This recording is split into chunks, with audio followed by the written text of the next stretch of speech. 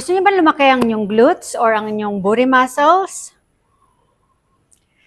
For today's video, i-share ko sa inyo ang 3 exercises na dapat niyong ginagawa kung gusto niyo lumaki, mag-lift, at maging rounder ang inyong butt or ang inyong glute muscles. Gagamit tayo ng dumbbells. Kung wala kayong dumbbell sa bahay, pwede itong gawin ng body weight lang. Pero kung meron kayong galon ng tubig or kaya naman ng soft drinks, pwede nyo siyang lagyan ng pabigat na tubig or kaya naman ay buhangin. Ang gamit ko ngayon ay 25-pound dumbbell. So first exercise natin ang ating sumo squat. Stand wide, slightly turn out your feet, core tight, higupin ang inyong tiyan paloob, and then squat. Siguraduhin ang inyong tuhod hindi lalagpas sa daliri ng inyong mga paa. Press lahat ng weight ninyo, kunin lahat sa inyong heels. When you go up, 2, gawin natin to ng 12 repetitions. 3, ang paa or ang knees hindi ilalak when you go up. 4, 5, 6, 7, as much as possible, walang momentum. 8, 9, 10, 11, and last one, 12. Ang bigat ng dumbbells ay depende sa fitness level ninyo. Pwede kayo magsimula sa pinaka-magaan. Dapat yung last 3 repetitions ninyo, nagiging challenging na siya at pahirap na siyang buhatin. For our next exercise, ang ating RDL, stand shoulder width apart. Pag sinabing shoulder width apart, pantayan yung balikat at ang inyong paa. Slightly turn out your feet. Slightly bend your knees. Tuck your chin. Kailangan flat ang inyong back.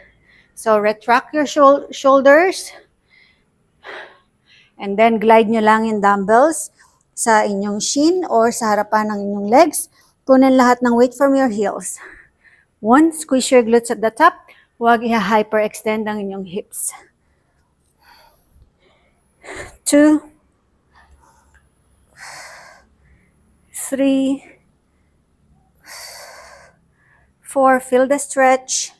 Kunin lahat ng weight from your heels. 5,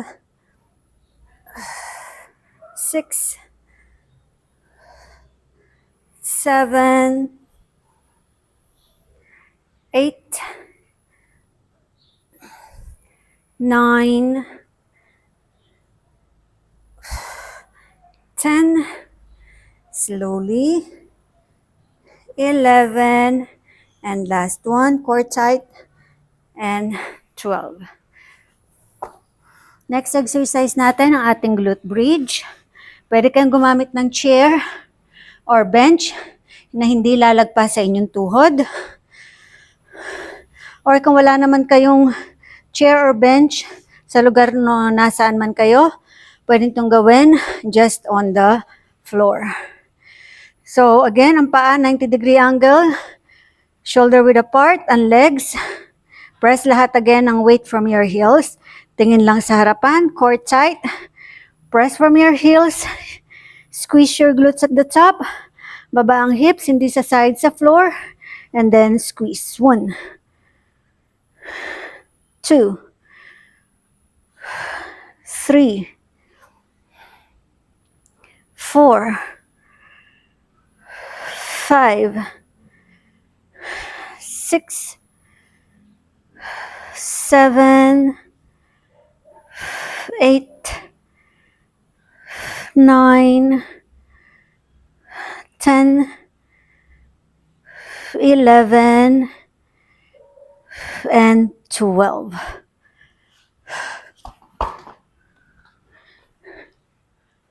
Ulitin niyo lang bawat exercise ng 3 hanggang 4 na rounds. Do this 3 times a week.